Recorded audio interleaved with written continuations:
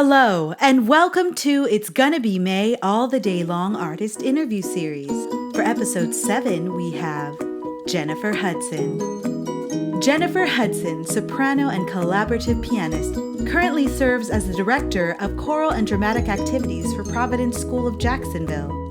A proud graduate of the University of North Florida Music Program, Jennifer also served there as the choral assistant under Dr. Merrill J. Palmer.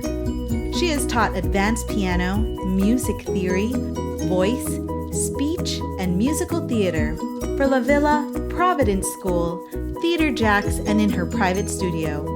When she's not teaching or producing musicals, she can usually be found baking or cooking in her home kitchen, or traveling with her husband Jason. Without further ado, here's the interview with Jennifer Hudson.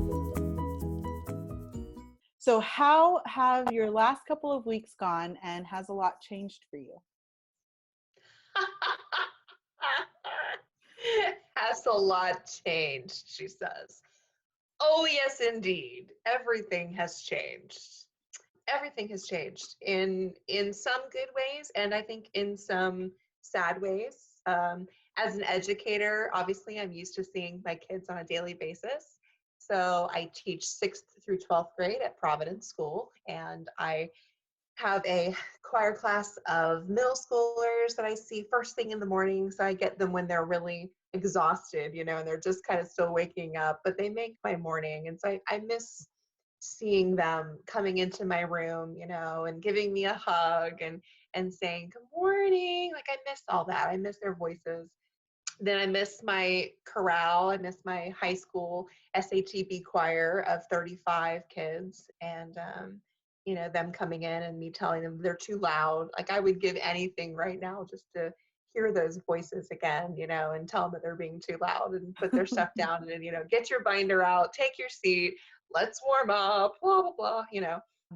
I miss their voices. I miss their laughter. I just miss my students terribly. So the virtual learning has been definitely something that I think all are getting used to.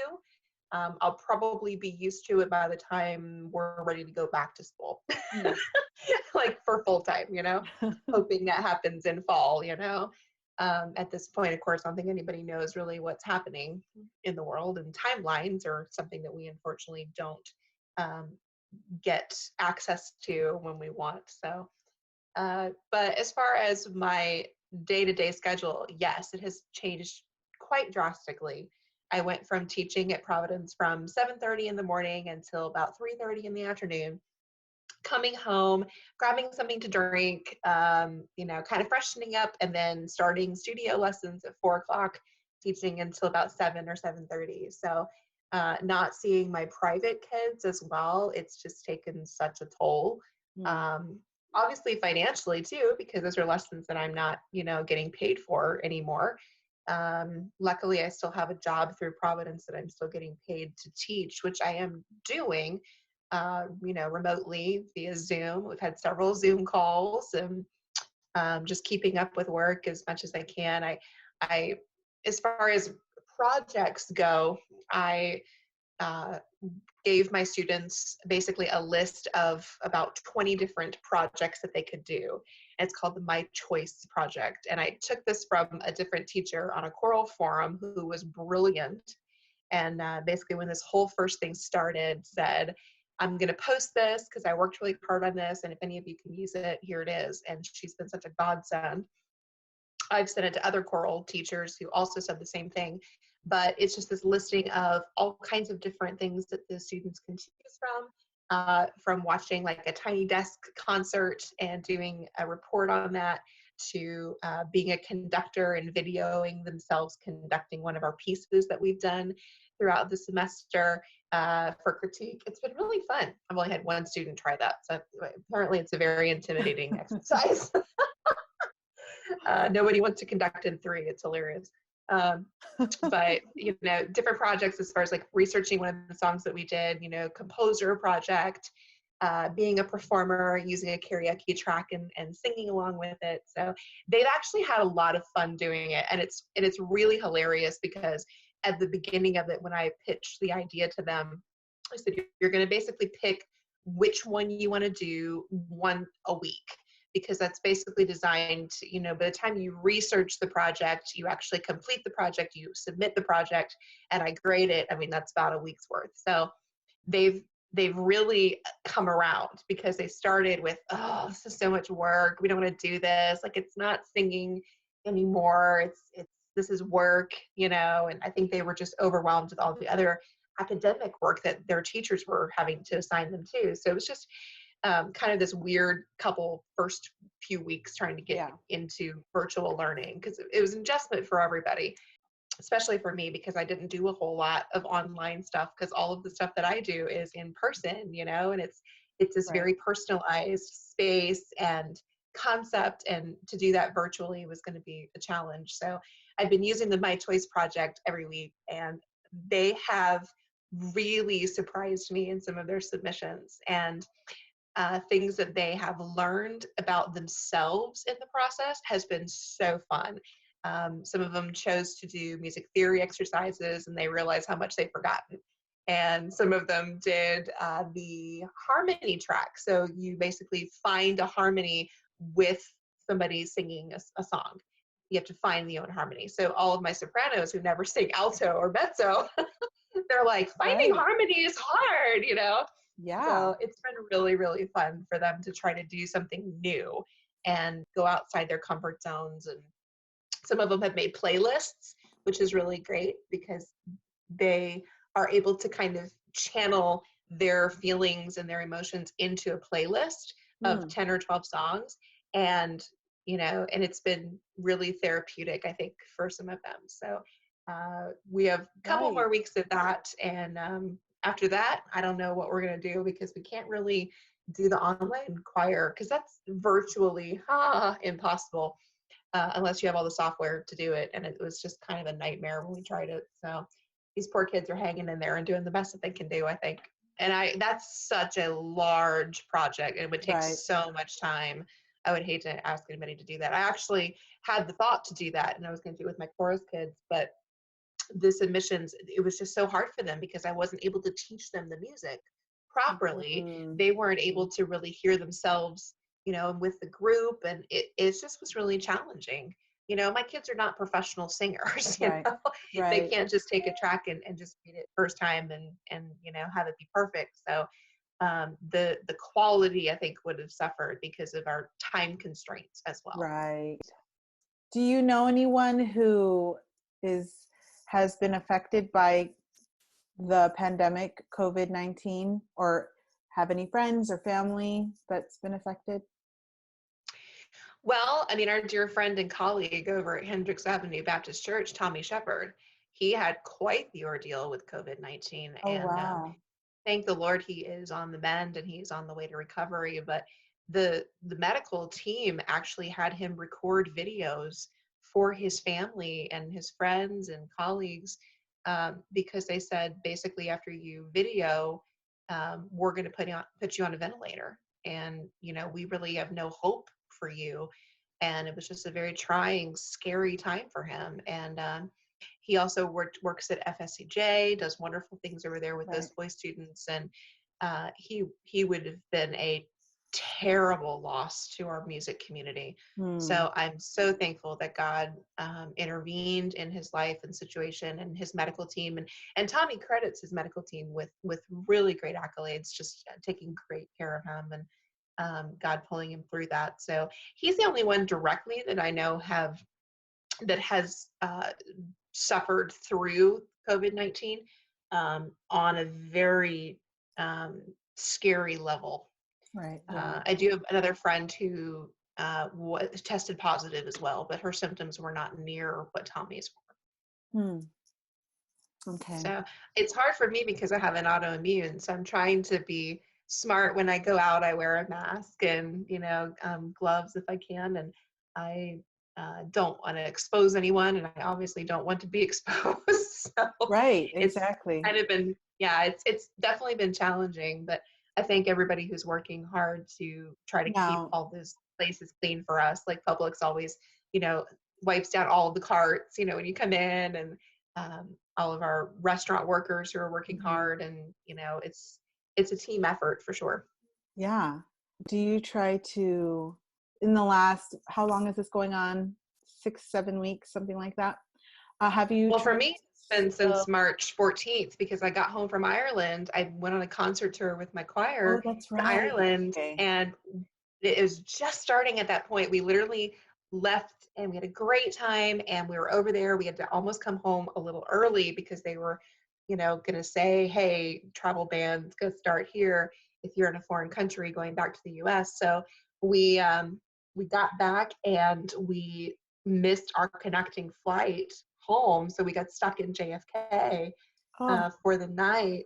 So we had to spend the night in Times Square. Oh, but unfortunately, of course, Broadway was dark at that time and right. everybody was indoors. I mean, we maybe saw 50 people on the street total in New York Okay. City, in Times Square. Like, it was eerie.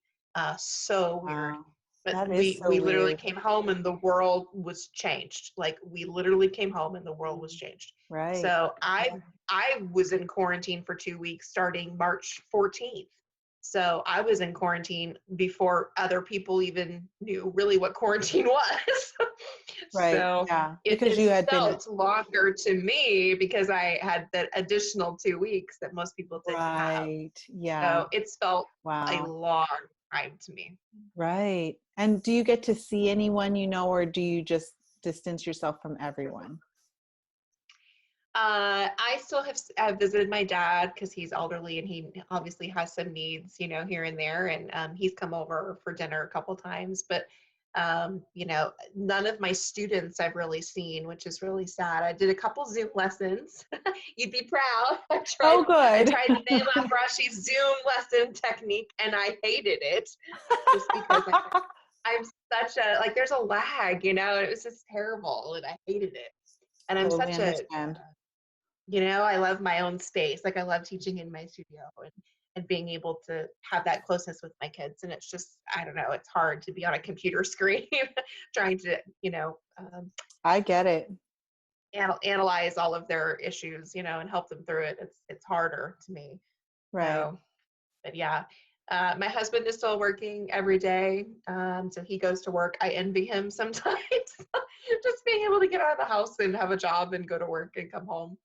Hmm. But yeah, so but yeah, I mean, I've still gone to Publix, and Walmart and Target and those kind of stores. You need supplies, you need things, you need groceries. So I still have been out and about. But as far as really seeing friends, I haven't been able to do that, and it's taking a Oh, toll.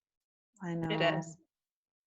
Yeah, I think that's the one thing that I really miss is being able to see friends. So I had like a Right. Well, I we know. Zoomed for my brother's birthday, and we've never done that as a family. So that was crazy Oh, because we all live, all around too. So it was just hilarious that we got to be able to do that because we would have never known about Zoom. I think 98% of the world didn't know that Zoom existed until, 6 weeks ago. And so the fact that we could actually see him cut his birthday cake, in Charlotte, North Carolina was hilarious. And that yeah.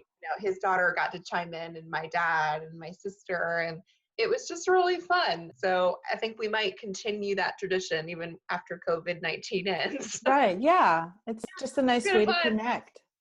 It's so great. Absolutely.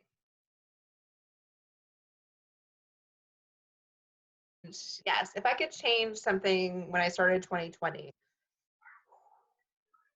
that's a tough one because I mean, I don't think that I would have changed any of my teaching style because I would Hmm. teach the same way still, but I think I would just cherish more.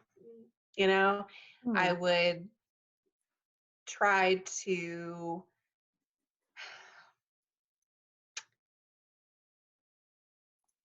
that's hard. That's a really hard one. Um, Without getting emotional about it, it's hard. Um, because the last time that we sang, the final night we were in Ireland, my choir of 14 that went, because 14 of the 35 went. And I didn't know at that point that that was the last choral performance of the year. And It was amazing, and they just knocked it out of the park. It was incredible, like standing ovation. It was just so special and so phenomenal, and they just nailed it. And you could tell that they were exhausted from the trip, from the whole week, because it was at the end of the week. Um, but we sang in the Abbey Tavern, and it was just incredible. And I was so proud of them. And it was such a great moment to go out on, looking back. But obviously, in the moment, you don't know that's the last time. So I think what this has taught me versus what I would change is that every performance is special, and you kind of have to treat every performance like it's your last one, and just being in the moment and enjoying your students, and letting them shine, and um, just soaking it all in, just making memories, because I'll never forget that performance, especially now that it was the last one of the 2019-2020 school year for me and for them. So I think I would just tell myself to kind of slow down a little bit and enjoy them, and, you know, teach them as much as I can, in the short time that we had. Because had I known, I would have only had them for, 2.5 months, instead of, the full spring semester. I don't know if I would have tried to cram in a whole lot more. I think I just would have slowed down and enjoyed them a little bit more, and just continue to do what I do every day, but just kind of make a mental note to myself to make memories, and cherish them while I have them. Yeah. And I enjoyed looking at all the pictures that you sent me. Those were so beautiful. Oh, Were some thanks. of them from this year, from your trips? Yes. Yeah. I'm trying to remember. I actually pull it up because I don't even remember which ones quite I sent you. Oh. Um, you know what I'm saying? Because I sent you a bunch. But yeah, because some of them were seniors last year. A couple years ago, Biltmore, accompanying the River City Men's Chorus in the summer. That was always so fun. Yeah. At Thespians, we did Music Man. That was last year. Jack Sings with my middle schoolers. Christmas, Night of the Arts, dinner. We always do a fun potluck before. And so that was in my classroom. Ireland trip, we're all in our green shirts. We had just performed for our tour guides, and they cried. They loved it so much. It was so sweet. From Veterans Day this past year. Yeah. And Yeah. then the Mickey Mouse ears picture is me and two of my seniors. I took them last summer as kind of a welcome to senior year trip, and as kind of a bonding thing for our corral. And Oh. that was a really special time that I got to do with that. I was going to take them again this summer, and then Disney closed. So I guess we'll have to take a rain check on that one. Yeah. Hey, it's an excuse to go again later, right? Exactly. Exactly. There you go. If you were to give artists in training advice about the future, what would you tell them? Work hard. Keep working and keep learning. Um, One thing that I've been doing during this whole COVID-19 is something that I just did kind of on a whim, one day, and I called it Pangenic. So instead of pandemic, it's Pangenic, since for my name. And it was just me playing the piano and just singing songs that I really loved. And, it came after several people had commented about, I miss your playing, I miss your singing, I wish I could hear you again, type thing. And I said, well, I'll just Facebook Live something, and I'll just play something. And I had such a positive reaction to it. It That you was made just, several episodes. I made several episodes. Yes, I've made actually like 18 episodes. It's crazy. And I have a guest artist coming in who will be 6 feet away from me. But Alec Haddon is going to join me next Tuesday. And we're going to sing Broadway Love Duet. And it's going to be Oh, that's fantastic. great. So I think Oh, what I would just tell them is just, you have to keep working, and you have to keep putting yourself out there, and you have to keep performing. Am I the best performer? No. Am I the best singer? Absolutely not. Am I the best pianist? No way. And I have to continue to keep learning. And I think that's important as an educator, for you to keep learning for your students, because the more songs that you know, you're more comfortable teaching it to them. And you can kind of say, hey, I've done this one too. I know it's tough and you can do it. And, I pushed myself to learn this new French aria, or I pushed myself to learn this Broadway score that no one knows, and I think it just makes us better educators, because Mm-hmm. we're pushing ourselves to keep learning and to keep working hard and at our craft, and I don't think any of us have ever arrived, as an Right. artist. And I think when you think that, you still have a lot to learn. Yeah, that's so true. Very interesting that you said that, because we were talking about some people who their talent is very natural for them. So it's hard for Mm-hmm. them to think that they need to work on something, you know? Oh, yes. Yes. But then there's that handful of students who are always continuously wanting to learn, and they're like that breath Yes. of fresh air in your Oh, classroom, yeah. and you just And they're absolutely love absolute it. sponges, and they hang on your every word, and it's, how can Right, I do this better? How can I improve? Give me something that will challenge me. Like, we love those students, obviously, right. and I love the ones that don't know that they're good. I you know know. I the just love ones that. the ones who honestly just think they're okay and they're average. I'm like, no, sweetie, you have an incredible talent, and I'm going to help Yeah, nurture that, and right. and give you the confidence that you need to proceed with life, and give you some career path options, and just be your cheerleader along the way. That's so important. I love both kinds of students. I really do. Yeah. Do you do anything to stay relaxed now that you're at home, and sometimes things can get a little crazy, or do you just have a lot of time where you're relaxed most of the time? Well, going back to your first question, my schedule has changed quite a bit. Okay. So I am keeping busy. I'm doing the pandemic episodes, which kind of just keeps me in a creative mindset, but it also relaxes me. The other day, I was just extremely stressed. It was just a bad day. We still have them as educators, for one reason or another, and it just, that day, I remember specifically, I just felt like I needed to play. So I just sat down and I put a Facebook Live on. I said, if anybody wants to listen to this in the background, go for it. But I'm so stressed right now. I'm so tense. I'm so full of anxiety and rage, honestly. I just need to stop what I'm doing and I just need to make some music. Mhm. And so I sat down at the piano, and 45 minutes later, I was a different person. Mhm. I think music has the ability to heal, to relax, it's just so therapeutic.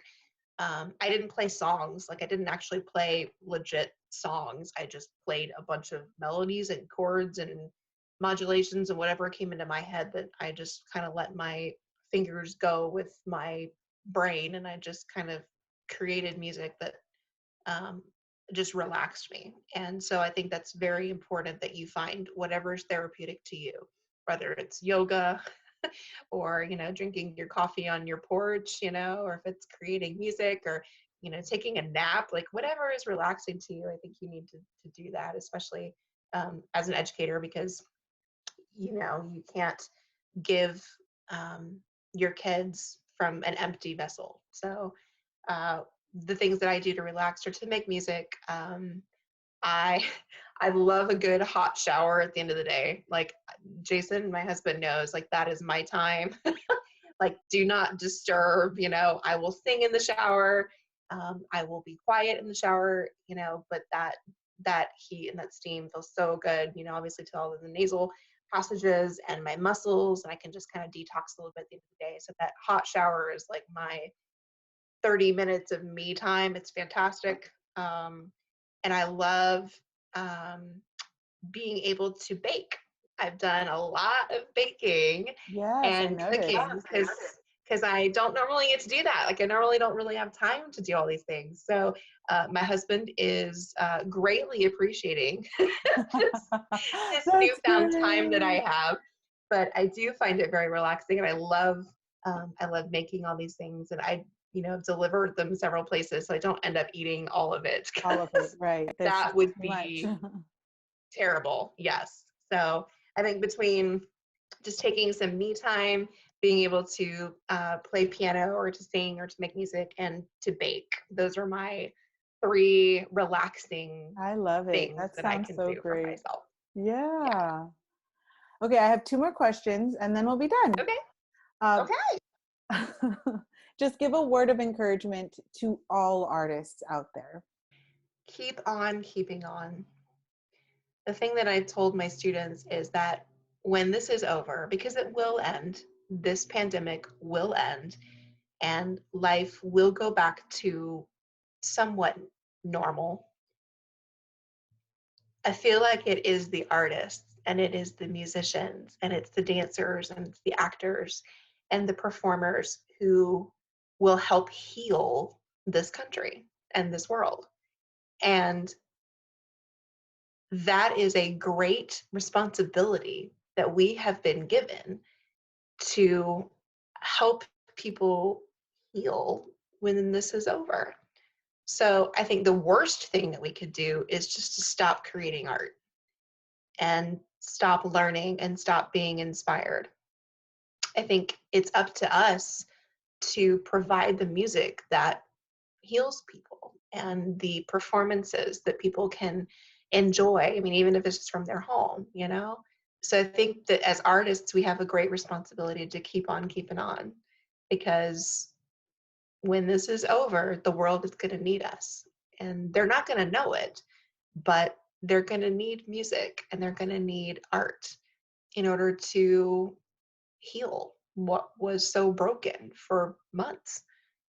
People that have lost loved ones and people who themselves have been affected by this horrible virus or felt the effects of it, financially or emotionally or physically, spiritually, mentally, the strain and the anxiety of people right now, it's just unreal.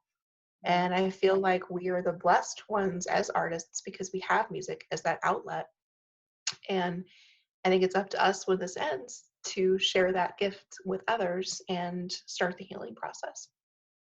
And bring joy back. Yes. Yes. Yeah. Joy. Yes. Uh-huh. Indeed. Lots of joy. What is a song that comes to mind when you want to encourage someone?